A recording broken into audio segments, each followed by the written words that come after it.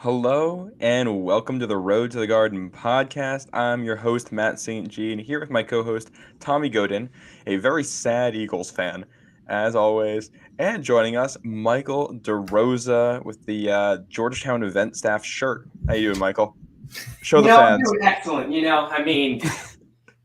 It's a great day. It's a great day. Everybody loves Mondays, so I do too. How you feeling over there, Tommy? I've been better, Matt. I'm not gonna lie to you. That was a tough one last night, but proud of the guys and got a lot to look forward to this week in the Big East. Yeah, lots of stuff to talk about here. Very hectic weekend in the Big East. We got two big games, two of the best games of the year coming up back-to-back nights here, Tuesday and Wednesday, games that will be huge in the race for the one seed in the Big East tournament and for seeding in the NCAA tournament. So we're gonna be breaking that all down, talking through it all in this post Super Bowl episode of Road to the Garden. A couple reminders before we get into it. First, we've teamed up with SeatGeek this season to get you the best deals for tickets to your favorite teams. SeatGeek takes the confusion out of buying tickets, and they're here to give you some great deals. Get in on the fun and head over to SeatGeek, download their app, and use code NCAA Hoops Digest for $20 off your first purchase. And as always, this podcast is presented by House Enterprise and in partnership with House of College Hoops. Head over to our site, house-enterprise.com, for more info. Now, guys, we're when we do this in 4 weeks, we're gonna have a bracket. Can you believe that? We're that far. 3 weeks from now, we're gonna be prepping for the Big East tournament. I can't believe we're already that close. It went by like that. It was insane this year. Yeah, I wish we could just make the season a little longer. This is the best time of the year, man. It's the best time of the year. Yeah, it really is, and it's gonna. I mean, especially like I feel like we're all used to that NFL schedule in so many ways in the fall, where you get that one game a week and you're thinking a week at a time. And college basketball kind of does that, but it's 2 games a week, so it just flies by everything. It's like the NFL schedule, but just condensed. So it really gets going, and these next 3 weeks are gonna fly as we get to the Big East tournament. Most of these teams are, I don't know, around like the 14, 15 games played in conference play mark too. Like we're right at the end here. Resumes are mostly filled out. But that doesn't mean that they're completely there yet. We had 2 teams in the Big East this week put on some not great losses onto their resumes. I think we got to start with Friday night. Xavier, Butler, the second bad road loss for Xavier this season as Butler pulled this one out. And Butler pulled out 2 close victories last week too. Michael, you were there. Tell us all about it. Man, this game was awesome. I walked into the arena. I had a whole bit prepared where I was going to be like, all right, this was like Xavier's Super Bowl because I'm like, Butler's going to lose by 20. So I'm just like, all right, I'll prepare a bit, whatever. I'll try to be a funny. And then they just come out there and they're just winning. Arena's packed. Like it wasn't packed like almost like right before game time, just people just all of a sudden showed up. It was packed, loud environment. Hinkle was rocking. This was a big game. It really felt like that big game feel that you just love. And the Dogs showed up. They showed up. They were not losing this game. They were not saying Xavier was not coming onto the home court and beating this Bulldog team. They were not. It was just not happening. It was so much fun.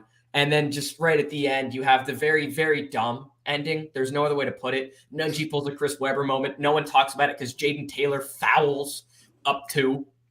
And then no one talks about that either because Eric Hunter has a dunk that goaltended.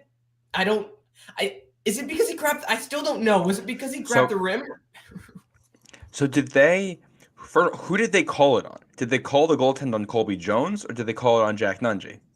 I don't know. All I remember was I see my boy Jeff Anderson, who you can never get mad at Jeff Anderson, even when he makes a bad call. Just because he runs up the floor with his little high knees, it's like a puppy.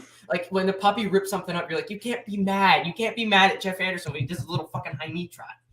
And then he's just like, no, down it. He has like a spaz attack. It was awesome. So it's like, all right, this happened. He calls it from half court too. It's like, you have to. It's just, I don't know. I have no idea what happened at the end of that game. I'm going to have to go back and look at it, and I still won't know. So yeah. Awesome. So from what I could tell on the replay, it looked like when Colby Jones came over, he grabbed the rim on his way over into the play. And I think that's why there was the goaltend. And the question was, did he touch the rim before the block happened. I think that's what happened. I think that's the way that went. So Butler played in the two dumbest games maybe I've ever seen this week. Yeah, in 1 week. And here's the thing: we talk about the goaltend. There was another goaltend earlier in the game, which was an awful call. Terrible call. Just was that who was that Nunji blocking that? It was definitely a Nunji block. I remember. Yeah, he blocked it clean. They called it a goaltend. So Butler got a couple free points in that one, and that was the difference maker. Wild ending. Yeah, and Jeff Anderson was Team Butler, and that's what we needed that day. Jeff Anderson, Team Butler, go down as a Butler hero. It's hard to win on the road in the Big East, that's for sure. The officiating was a factor in that one, and that was in some ways the game of the year, Friday night in the Big East. If you want just pure unadulterated chaos, that's what we got. Tommy, I want to come over to you for the Xavier perspective on this. How much do you think this hurts them? Is this gonna how's this gonna impact their seeding? Well, I mean, I guess this is just like what Xavier is, you know? I mean, they can compete with any team in the Big East, and then they drop games to Butler and DePaul, and they're in a rock fight with Georgetown. So it's confusing, the Xavier team, but I mean, this is Sean Miller's first year. The defense was always a huge question mark with this team. Butler did a great job at Hinkle. They led the whole way. They went wire to wire, I think. Yeah. Jaden Taylor looked good. I'm not too worried about Xavier. I think this is just who they are. And they'll be okay. Yeah, and I think that's what I'm trying to figure out here with Xavier have they just had a couple of bad games and they got them out of their system? Or is this the type of thing where if they play a team like this next month, they might bow out of the tournament on day one because they just have an off shooting night? I mean, this game and the DePaul game are both ones where they scored under a point per possession. So the offense was not doing what it should be for them. And the defense just couldn't win them the game. I mean, obviously you look at whether or not that, however we feel about that goaltend at the end of that game, he was going up for that, and that was the defense on that play was not great. He shouldn't have had a lane to the basket like what he had to drive. Eric Hunter shouldn't have. The Xavier defense, apart from the UConn game, I don't think has really won them games all year. Yeah, but it's going to be a Xavier team in March Madness that if they put together 3, 4, 5 games in a row, they have the talent, especially on offense, to be a Final Four team. They also have the ability, I guess, if you want to call it that, to get upset on day one. So they're just such an enigma right now. I got no idea what's going on. Yep. Very high floor, low ceiling, other way around, high ceiling, low floor. They could just do day one, if their opponent, like a Youngstown State or whoever, just has an incredible shooting day, they could get knocked out immediately. At the same time, Xavier is a team that can just you could play a game against an Alabama, who is the number one team in the country right now, and they could just bang, bang, bang, bang, bang. Adam Kunkel's going off. Colby Jones hitting threes, and they could beat anybody. Fremantle's back, possibly. Yeah. Oh yeah. So who knows about that? I don't know. And I think we're going to talk about Providence here in a sec, losing to St. John's, but I think there's similarities between the two of them there. I think both of these teams have very good offenses and defenses that are not necessarily going to win them games against lesser teams if the offense does not have the day that it should. I think Xavier is more reliant on the offense than Providence is, but both of these teams, you don't know. And when you project forward to neutral sites, it's tough because sometimes you get it's a different depth perception on the basket than what you're used to at home, or a crowd energy that's going to be very different from what you get at home or even on the road at some of these neutral sites in the NCAA tournament. Especially if you're a 4 seed going up against the 13, the 13 makes a run, it's going to be a road game for you because everybody's rooting for the underdog. And I'm curious to see how Xavier is going to play in that environment. Because you're absolutely right. They can play with literally every team in the country. They can play up with any team, and they can play down to any team. Yeah, like Michael said, if they get a Youngstown State or an Oral Roberts on the first weekend, that's gonna be dangerous for the Xavier team. Yeah, and we'll see. Bracket Matrix, I believe, has them as a 3 seed right now. That's an average, so not everything is up to date with the most recent results. I'm not sure. Do we think they're going to get a 3 seed? No, I don't think so. I think they're more on the 4 line, 4 or 5. Yeah, I'm thinking. 4-5. Yeah, I do want to talk about from the Big East perspective. Is Xavier out of the race for winning the Big East? No, no, I don't think so. I think they're peeking their head in to the Marquette and Creighton race. They would need a strong finish, but right now I think it's a two-team race. But I don't think I'm not ready to pull the plug on Xavier just yet. Xavier plays Marquette this week. They win that game, they're right there. Yeah. Man, So- that's the thing. They got to go on the road to do it. That's the issue for Xavier. Is I think they're still in a spot where they can probably control their destiny by winning out. It's just winning out for them is going to be. It's going to include a game at Marquette. It's going to include a game at Providence. So can you win both of those and not drop one in the meantime that you shouldn't? I don't know how I feel about that for Xavier. Right now, Lunardi has Xavier on the 4 line playing Southern Mississippi.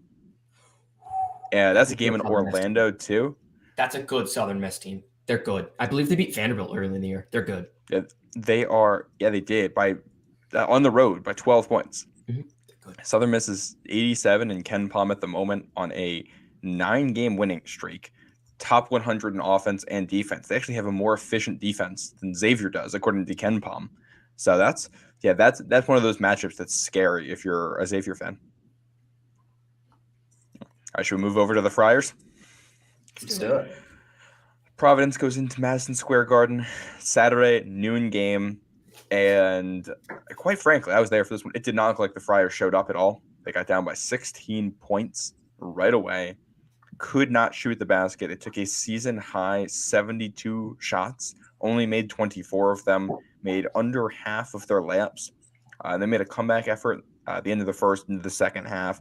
They ended up tying it early in the second half, and then it just slipped away. David Jones had a double-double for St. John's. He looked really good in that one.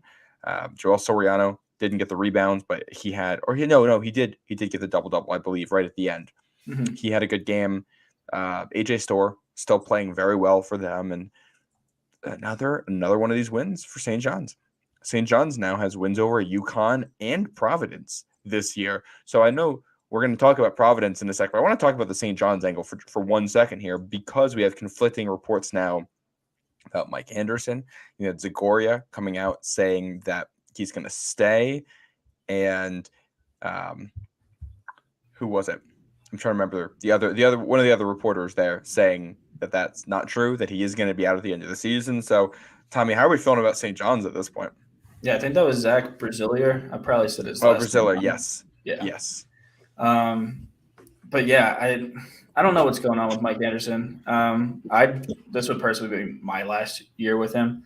But I mean, for St. John's, what a game that was. I mean, it wasn't wire to wire, but it was almost wire to wire. Pasha Alexander almost had a double-double. I think he had 10 and 9. Soriano had a double-double. And I want to send this down to Michael, because my energy, I'm not going to be able to bring it today. I know Michael will. But there's one guy I want to single out, and Michael knows who it is. Michael, how important is AJ Storr to the St. John's team? He is. I really like his game. He is so good, because they always have needed shooting, and he can shoot the shit out of that ball. He is I love his game so much. He is so good. First of all, Mike Anderson, who knows what the heck's happening with Mike Anderson, but if you can keep AJ Storr around, I would assume it's the next coach. I don't think he's coming back, but AJ Storr, he's so important to this team. He is a calming presence for a freshman on a chaotic team. He makes big plays when he's on, and when he's off, St. John subs in Andre Curbelo at the end of the Butler game, and they blow a lead. So he is that good. He's special. Yeah, and no Curbelo in that game too, which I thought it was interesting. Ed Cooley afterwards kind of made a little bit of a comment alluding to the fact that not having him out there helped St. John's rotation. And I don't think he's off on that either. I think St. John's has better guys right now. AJ Storr should be playing. This is a St. John's team without Montez Mathis too. That's why Storr is in this role. Mathis done for the year. He's come into his own. I want to get your opinion on the Providence side of things. This is really their first bad loss of conference play, their first bad loss since even November when they lost to St. Louis. That's probably their worst loss of the year. Do we think Providence is now out of the Big East title race? Again, I think they're on the out, like just like Xavier. I think they're on that second tier of teams on the outside looking in. I don't think they're done yet. I think it can be a team that can control its own destiny because they did pick up so many wins earlier on in the season. But I don't know about anyone else, but I just felt like one of these games was coming for Providence that they were going to drop to a St. John's or to a Butler. They just hadn't had one yet. They hadn't had a game that they dropped, and with the way that team's built, it certainly could happen, and it just did happen. But no, I don't think that they're out of the race yet, but I think they're firmly in the four spot of the second tier. I would agree. They have a couple big games coming up. I think that's the big thing. Like you play at Creighton, you win that game right there at UConn versus Xavier. Win those games, you're back in there. But they're on the outside. I would say they're on the outside looking in right now. But like you win one big game right there. So no, they're not out yet. Yeah, and this is one of the interesting things this sets up if we're looking forward. If Providence does end up in that 4 slot, if UConn handles business as expected down the stretch, we're gonna get a Providence UConn 4-5 game on Thursday of the Big East tournament, which would be electric. Those teams haven't met in the Big East tournament since 1998, so first time in my lifetime that they would play in the Big East tournament. Those right fan there. bases notoriously love each other, right? It's Oh gonna be yeah, a quiet game in the Garden. I'm gonna feel bad for whoever the 1 seed is playing at noon because they're not gonna be able to get any fans in that building for that session. It's gonna be all Providence and UConn fans coming down.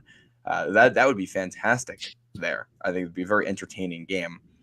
But yeah, while we're talking about kind of this race for the top of the Big East, one of the things I thought was interesting is we still have Marquette goes on the road. They were the only road win of the weekend. They go to Georgetown. They win. Marquette still has a game at Butler left on the schedule. That's in the final week of the season. With Creighton, they won at home against UConn. They're on an 8-game winning streak at this point. So they go to Providence tomorrow, Tuesday. We're going to be talking about that later. But the end of the week, they get a game in St. John's in Queens. That's on Saturday, I believe. Yeah, it's Saturday night. So no, that's Saturday early afternoon. That's one of the early games. So these are the games that we've seen teams drop. There's going to be opportunities. I think we talk a lot about how these teams playing each other at the top of the conference is going to determine who wins it. But we've seen now with Providence and Xavier, it might be how you do against the bottom of the conference and just avoiding the mistakes. Don't have the dumb game in there, and we'll see if Creighton and Marquette can avoid that. Yeah, I think at this point in the year, these two teams have solidified themselves at the top. They're just too talented to drop one of those. Like Michael said before we went live, this is a Creighton team I would not want to step in front of right now. I mean, they are red hot. So, and Marquette's just so solid. I don't think Marquette does anything bad. I don't think that there's one thing that they do. I mean, their offense, of course, is one of the best, if not the best in the country. But they don't have any super. They don't, like Oso's good in his own right. Kolek is Kolek. He just went over 200 assists for the season, but they're just as solid as they come. I don't see either one of these teams dropping a game. Marquette played a bad game against Butler. They played bad, and they still controlled that game the entire way. This is an upstart Butler team, and Marquette played maybe one of their worst games of the season. They still controlled the game the entire way. So I don't expect them to lose one of these bad spots. Hey, what I will counter that with, Michael, is that when Providence and St. John's played the first time, it was a close game that Providence controlled for the most part for most of it and was able to get the win, but St. John's had some real chances to win that one. So I still got to go to Butler. We'll see what happens. I wouldn't bet against Marquette or Creighton at this point, but we all picked Providence and Xavier to win these games on Friday and Saturday. That was the expectation going in. So sometimes weird stuff happens, especially in conference play, especially when you've been playing for this long and you don't have breaks and players get tired. Weird games happen. We'll see.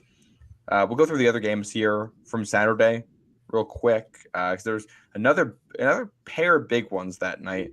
Marquette won at Georgetown. That was also at noon, a game that was not particularly close. I think that went exactly as everybody expected it would. We move into the later afternoon slot. UConn at Creighton. This one lived up to the hype.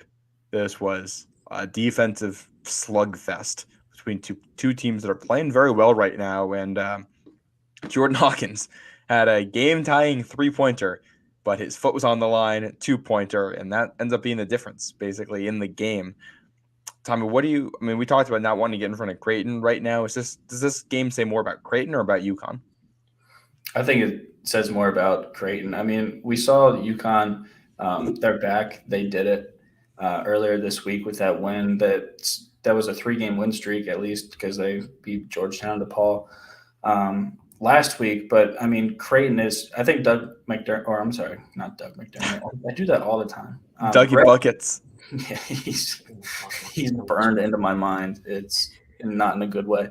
But Greg McDermott, the head coach, said if you want to capture Big East basketball in 40 minutes, that was it. And boy, is he right. I mean, excuse me. Creighton led for most of the game, and then it gets tied 46-46 with 7 minutes left. And they had chances to take the lead. But, I mean, this Creighton team is just so good, and they're so hot right now. It's an 8-game winning streak for Creighton. It's not a team I want to see March 8th, or I guess they'd be 9th. Yeah. I can jump in. I thought UConn actually this week says quite a bit about UConn. Like, you're just treading water over the last couple of weeks. Your wins are over Butler, DePaul, and Georgetown. Great. You know, then you come in, you beat the doors off of Marquette, like a game that wasn't really ever competitive. And then you go into Omaha and play a legit game against a Creighton team that's playing at a top 5, 10 level in the country. That's a big week for them. Maybe they just went through a little slump and they can get back to some of that level they were playing at early in the season. We'll see how they can do this week. You have Seton Hall in a team that they'll just test your toughness. And they won that last game in a very controversial, goofy way. So we'll see. But I thought this was a very good week for UConn. I think if you're a UConn fan, you can't be angry at how this week went at all. Yeah, I agree with that. And I look back at what UConn did, and I kind of go back to the second half of that game against Xavier where they came back, and Xavier kind of shot them out of their own building, and UConn found a way to come back, make it competitive. I thought they found some stuff on offense and defense, some new stuff that was working and executed better, and that they're on a little bit of a roll since then. They're playing good basketball, even if it's not always translating into the wins and losses the way they want. I think they're playing better basketball now than they were 3-4 weeks ago, and that's really what matters. I don't know if they're a top 2 team in the country good right now, but they're clearly one of the 25 best, and that's not in doubt anymore. Yeah. And I agree about Creighton too. This game said a lot about both teams to me, and I would not. I mean, that could have been a Big East title game preview. I'd believe it. Yeah, 100%. Yeah, a game that was not a Big East title game preview in all likelihood was the late game between Villanova and Seton Hall.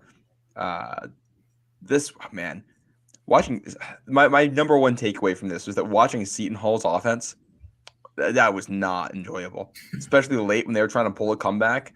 I felt like a guy hit the floor every single time they went down there, and the offense just wasn't really doing much. Like, once Villanova had a 10-point lead, that felt over because Seton Hall did not have the guns to come back. Is that how it felt in the arena, Tommy? Yeah, it felt pretty comfortable for the most part. I mean, Seton Hall would make pushes at the end. It was a game of runs, but it never really felt like it was going to be that they were going to come all the way back. I think, to your point about their offense, just summed up in one play was when they called timeout. Villanova scored, they called timeout. They're coming out of a timeout down 4. And I think it was Alamir Doss gets trapped right at half court, and they call a 5-second violation on Alamir Doss because there was a defender close to him for 5 seconds. Mm-hmm. Out of a timeout, that's what they came up with. And that was – once that happened, it was over. I mean, their offense is just not there yet. I believe at one point, if I remember correctly, it was like 49-39 with like 3-4 minutes left. It's like, oh my God.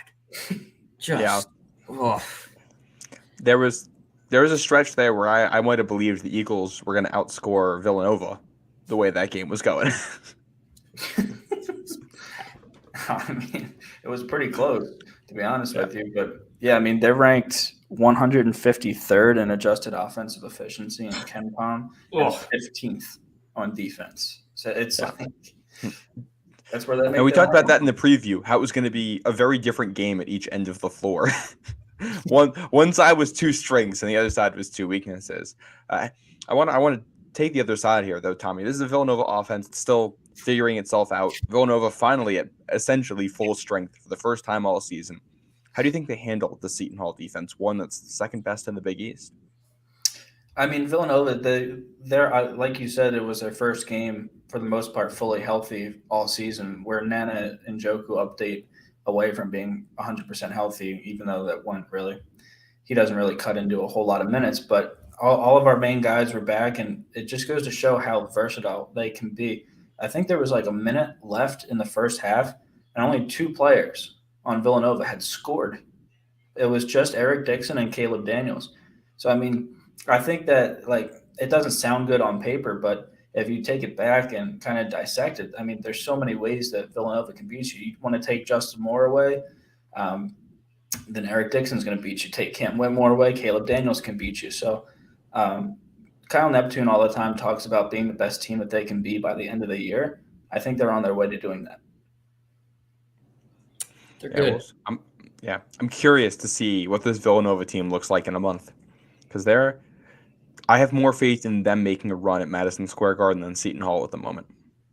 Okay, but 2-0. Oh, wrong. 2-0 over the last 2 games. Come on. It's Big East. I said then Seton Hall. Obviously, Butler's the favorite when we get to MSG. Good. Somebody's going to clip that and Old Takes expose me.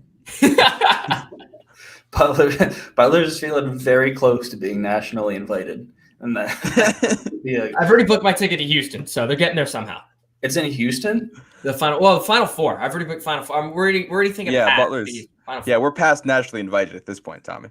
Oh, my apologies. The NIT is in Hinkle, so. Yeah. Be there too, Devin. Be everywhere. Yeah, it is one of those days today, isn't it? This is a tough episode. I'm not going to lie. I'm having a good time. That was a hold, by the way. Just so we're clear, that was 100% a hold. Yes. Yeah. Are we doing this? This is what happens when you get a Philly fan and a Washington fan in the same podcast. That's true. I do sympathize for Washington, though. Michael said before the show they won playoff win since he's been alive, and it was when he was 2 years old. So I guess I can't really feel too bad that we lost. Yeah, no, we're not punching. We've got the Patriots fan, the Eagles fan, and the Commanders fan. So I feel like I don't want to punch down here. Oh yeah. No, you see, the only joy I get is by making everyone else come back to my level. You guys have back to me. You want to make everybody fight in the mud. Exactly. Like I'm a crab in a bucket. I'm pulling you down. I'm not getting out. Neither are you. Michael's the Seton Hall of this podcast right now. He just wants to pull everyone in and have a rock fight down at the bottom. Shaheen Holloway might recruit you if you keep talking like that. Oh, man. Should we look ahead to the games this week? Little Valentine's Day action. Val Ackerman killing me. Not even a lot of Valentine's Day action. 4 Big East games on Valentine's Day, which, a side note, I was looking ahead at future Super Bowl schedules before we talk about this. There's supposed to be a Super Bowl on Valentine's Day in a couple years. I think 2027, 2028, something like that. So that's going to test some relationships right there. Wow. Here's the thing. Me as a Valentine expert, trust me on this one. I'm an expert at this stuff. I'm far from it. What you got to do, you see either the dinner the day before, the day after, less people are going to be there, cheaper, plus EV move, smarter. You can plan that ahead, and then you can have something nice like at the house, or it's just Super Bowl. It's sports are life. Again, see, plus that's EV move. You're welcome. Valentine's Day is a mindset. You got to put you can move it to a different day. You just got to put the care into it. I'm doing dinner with my girlfriend tonight instead. Got tomorrow for the Big East. It's the way to balance it. Mm-hmm. I got lucky this year. My girlfriend works on Valentine's Day, so I'm going to the Butler game tomorrow. Justin Moore is going to be your Valentine date. I'll ask him. I'll ask Kyle Neptune in the post-game press conference. Will be my Valentine. Please do. Please actually. I'm testing you on that one. I'm gonna go see him right after this episode. Actually, I'll ask him today. So I love that. I love that. Villanova, they're the third game on Valentine's Day. Let's start with the early one. It's Georgetown at Seton Hall, 6:00 at Newark, New Jersey, at the Prudential Center on CBS Sports Network. Michael breaking out his 2021 Big East champions hat for Georgetown. Michael, do you think the Hoyas are going to get a road win here? First half, they're winning in the first. They'll be up at halftime. Then they'll lose. But they'll be up at halftime, and they'll scare someone. Georgetown first half didn't have a good week last week, which means it's coming back with a vengeance this week. Georgetown first half. Tommy? Man, this is going to be an interesting one. KenPom has it as a 14-point win for Seton Hall. I think it's going to be closer than that. I mean, you saw Villanova's offense against that Seton Hall defense. It didn't look great. Seton Hall's defense, of course, is outstanding, but Georgetown also has a good offense. Villanova won that game. I like what Michael said. Georgetown, they play you hard. They play you hard for the first half, or like the first 30, 35 minutes of a game. I do think Seton Hall ekes this one out, but I mean, I don't think it's going to be a 14-point win by any means. No, I think it'll be close. I'm very intrigued about the Seton Hall offense against the Georgetown defense, like in a morbid curiosity kind of way. Like it's a stoppable force against a movable object right here, and we're gonna see what happens. 56-53 final score. Book it. Seton Hall wins. I'll take Seton Hall. I have no idea on the point spread. I would not touch this game if I were betting. And this is because also if you bet this game, you have to watch this game to follow what happens. And with the other Big East games we got on tap, this isn't getting anything more than the second screen. I'll be watching this game. I'm the sicko. I've got this is what I was born to do. This is especially if you get Pete Gillen on the call. Oh, I was born for this. And Rest that's in possible. peace. Rest in peace, Pete Gillen. Has Seton Hall scoring 76 points. No, Sal. What? No. Yeah, 76-2 final score. The Georgetown defense had looked better in recent weeks too, and then Saturday happened, and that kind of put a stop to that thinking. A cook does defense. The rest of the team doesn't defense. It's a cook just trying to stop everybody. Which is kind of shocking. Brandon Murray is a guy who's supposed to be pretty good, but I think he's better as a help defender than as a straight-up guy. And I think that's also true of Primo Spirits.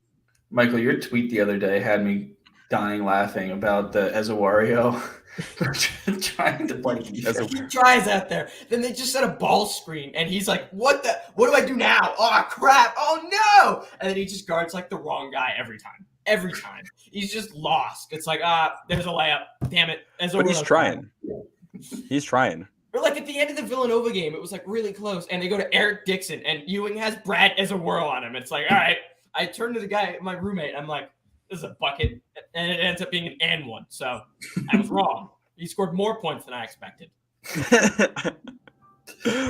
So yeah, that's the state of Georgetown basketball at this point. I think this is one Seton Hall can't lose. I mean, the at-large is still technically alive here for Seton Hall. I think they just need to win out to do it. Yeah, you can't lose this one. You lose this one, then the season's over. And I wouldn't even. I'd feel bad about your hopes of winning next month at the Garden if you lose this one. If you're Seton Hall, just you can't. The games you can't play down to, even if it's close. You can't. Built. Ewing is winning that game. That is his final screw you to the rest of the Big East. He's going out there. He's beating Seton Hall. And then instead of watching like the Seton Hall versus the 3 seed, whatever game that would be, that'd be kind of fun. You're getting Georgetown out there who's going to lose by 30. That'll be something. That will be something if it happens. We're holding you to that, Michael, too. Oh, crap. Really? Oh, shit. Yeah. That's the early game on Tuesday. We got one of our 2 games of the week at 7:00 on Fox Sports 1, coming at you from the Ocean State. It's Creighton at Providence. Creighton coming in on an 8-game winning streak. The Friars, I think, must-win game here at home for a lot of reasons. It's their annual pink out. They've only lost 1 pink out ever, and it was last year against Villanova. A fun fact, in case you didn't know this, their first pink out was back in 2018 on Valentine's Day, and they beat the eventual national champion Villanova Wildcats in that game, then number 3 in the country. Creighton obviously not that high in the polls, but as we get a ranked battle, Tommy, how are you feeling about this one? I'm nervous because I picked Creighton in this one, and Creighton's a wagon, but the birds are hot for Creighton. Let me tell you that my birds are not hot, but the Blue Jays are soaring right now. 8 in a row. Excuse me. Jeez Louise. But yeah, Providence is great at home. They're great during the pink outs. Creighton is not great on the road. I think they're under 500 on the road last time I checked. So Providence's defense at home is really good. If Creighton isn't on their game offensively, which they've shown games that they aren't. I mean, the Villanova game they weren't. Creighton's going to need to be on their stuff offensively because Providence is very good at home, very good on defense. I picked Creighton, and I'm a little nervous. Yeah, I didn't know it was a pink out. That did change things. Like, you have those like big games like Creighton when they have their pink out, they don't lose. Providence is now bringing in that luck. I'm going to have to yell at my roommates 1 second.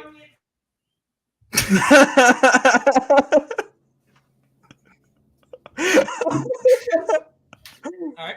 Back. Just had to put the thread of life in them.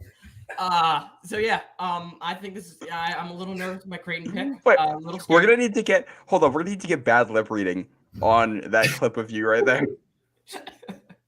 Hi, Twitter. This is gonna be on Twitter in a couple hours. Oh my god. Like they're trying to get they're hating on me right now. I'm working. I'm a hardworking man, and they're sitting over there like nobody's talking. It's like no, everybody's talking to me. Please, the people love me. But yeah, I'm nervous about my pick, but Creighton to the moon. Yeah.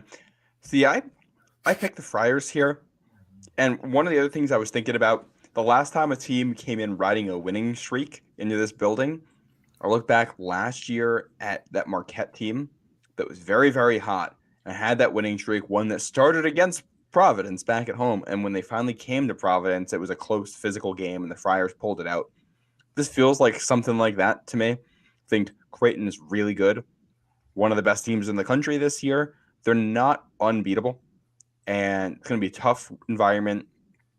The last couple times these teams played, too, we've gotten some really interesting games, but last time they played in Providence, it was when the Friars lifted the regular season trophy last year. And I don't know. I'm picking Providence. I'm still picking home teams at the top.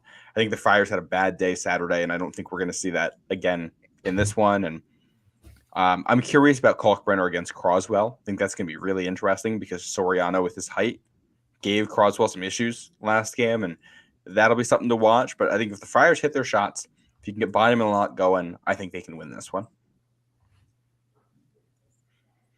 I see it. It's going to be a very fun game, very competitive. Yep. I don't expect this one to be a blowout. No, I don't either. Honestly, if it's going to be a blowout, I think it would be the Friars doing it. Not because they're that much better than Creighton, but because when the Friars get rolling, even against the good teams in that building, things tend to cascade. Yep. I think of that UConn Marquette game last week. It wasn't because UConn's that much better than Marquette. It's because they were on their game in a tough environment and got the upper hand. And that was it. Yeah. And somewhere I think defensively too, like Creighton's got a great defense, but if you're hitting shots, you're hitting shots, and sometimes you get hot. But if Creighton's defense settles in the way they can quiet the crowd though, and that's where things get very, very interesting. Yeah. All right, so we're all split on that one. I'm taking the Friars. All right, Tommy, it's time for your Valentine's Day plans. Butler at Villanova. Butler here going for the sweep of Villanova. Thad Matta, year one there. Do you think he gets it done, or is Nova going to defend home floor? Michael, I have a little silent beef right here. He just threw the Butler hat back on. He's got the Butler flag in the background. But yeah, I think Villanova's going to take this one. I think they're going to take it pretty handily. It's tough to win at the Finn for teams coming in, and Villanova, I feel like they're finally hitting their stride, right? They got everyone back. Justin Moore looks like every game he's shaking off the rust more and more. It was nice to see Jordan Longino back. It's going to be a tough one. Butler's not a pushover, but I think that they're going to take care of business at home. And this is really their last chance to tune up before their season. This 5-game stretch after this is their entire season. They need to pick up one of wins at Providence, at Xavier, and they have Creighton at home, Seton Hall on the road, and UConn at home. If they have any desire to make the NCAA tournament, they're going to have to win a lot of these games, and it's going to be a tough road. So I think this Butler game coming up is going to be a great tune-up for these Wildcats, and we'll see where it goes from there. Michael, does Butler keep the winning streak alive? Absolutely not. I don't think this game is that competitive.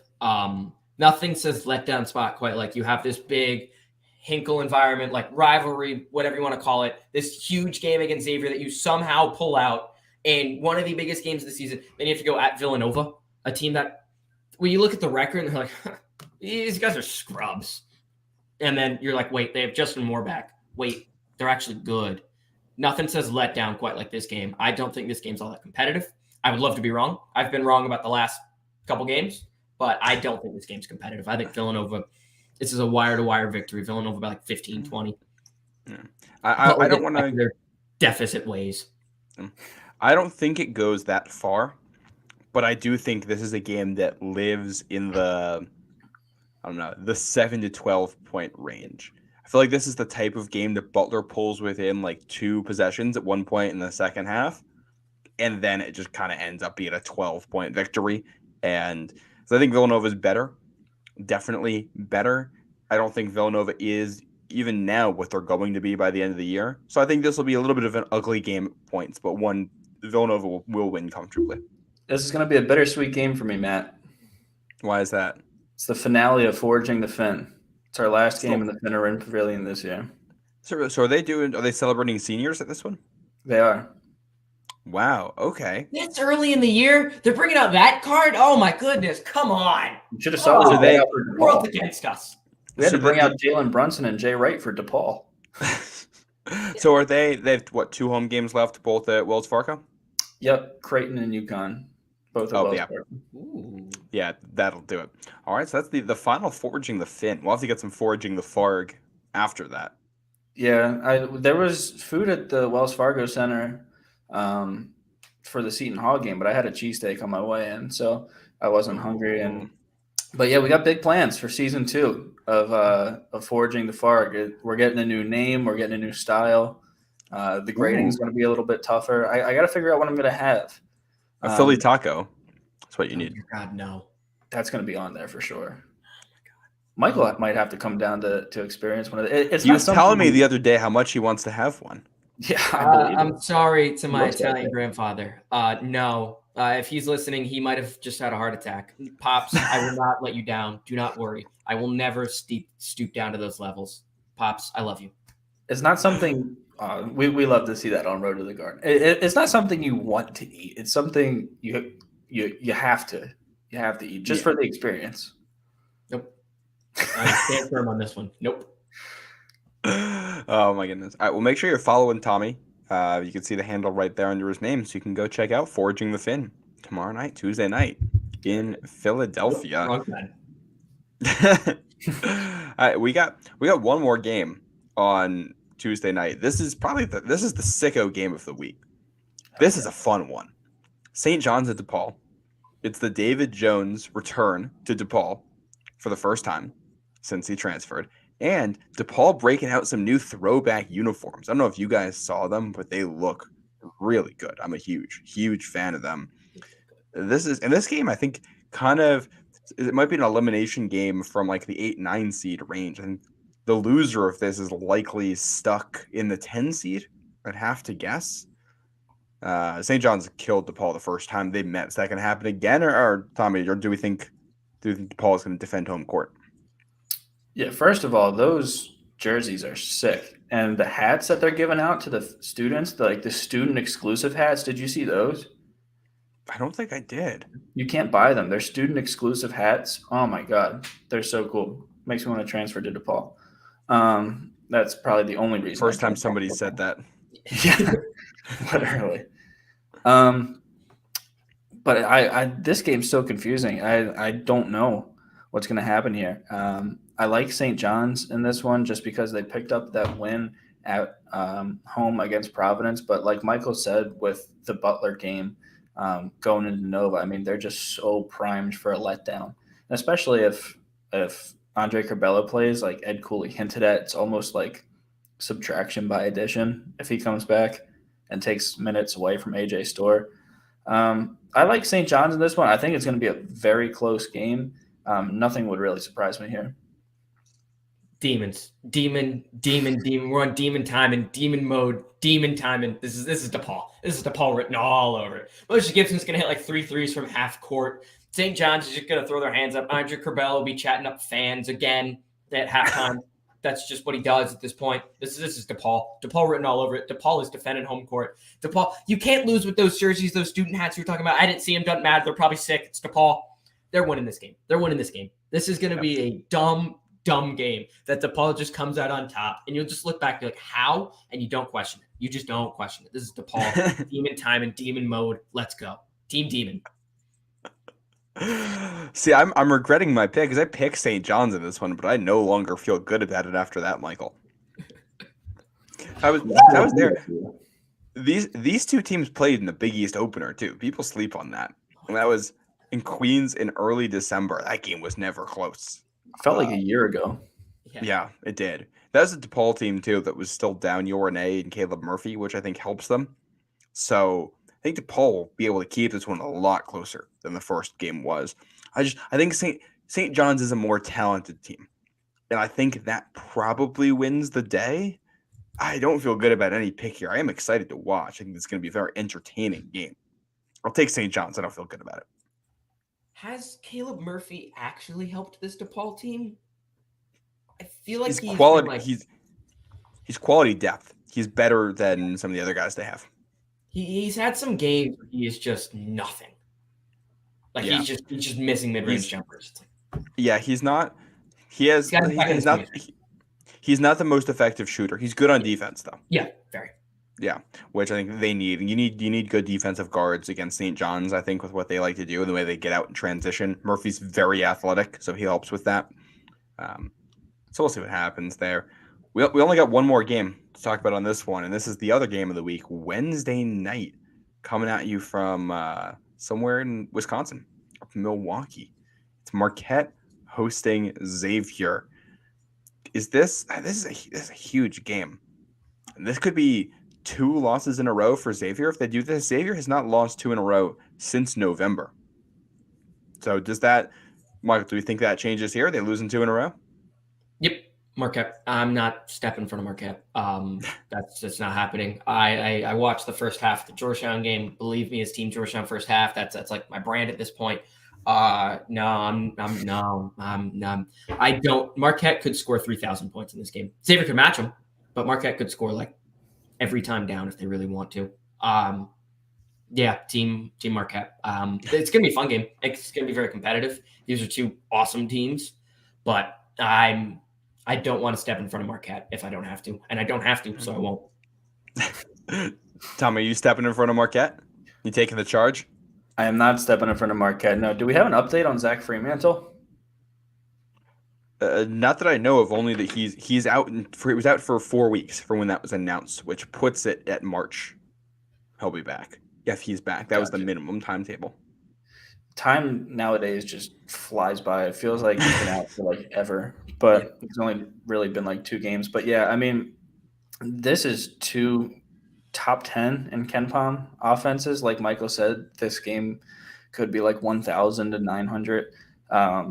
But the big jump here, Xavier, just like Villanova, finally cracked the top 100 in defensive efficiency.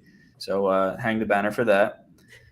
They are number 100, but that's in the top 100. So Marquette's not great on defense. They're 66th in defensive efficiency, but I mean, I'm not stepping in. Like Michael said, I'm not stepping in front of this Marquette team. They're just a little bit better, and that's all you need in this this time of year. Marquette at home too. They don't really lose in that building. Yeah. So I'm taking the Golden Eagles here. I do feel nervous that we're all in agreement on this one. So we'll see what happens. But when in doubt with this, like look at the impact the home court has had. Even when we've had upsets in the Big East, it's been home teams pulling it out. So yeah, I'm gonna roll with Marquette in this one. I think that's gonna basically do it for this episode. You We're guys see coming the up on the hats end of I the sent? season. What was that? You see the hats I sent in the Ooh. chat? Did those are? I mean, what I would rock one of those. I would 100% rock that. Those are awesome. Those And are the tickets are free apparently for students. awesome. Well, that's fantastic. That should be fun. Hopefully, that's a fun environment then for that game. And I think it's going to be an angry one with David Jones coming back. It's gonna be amazing. DePaul's coming. This is the DePaul game. This is DePaul's game. I'm right about this pick, and then they're going to lose by 30. But I'm right. We're not going to top that. We'll wrap with that. That's Michael DeRosa. And at Old Takes Exposed, if you need anything, it's right there. We got plenty of material.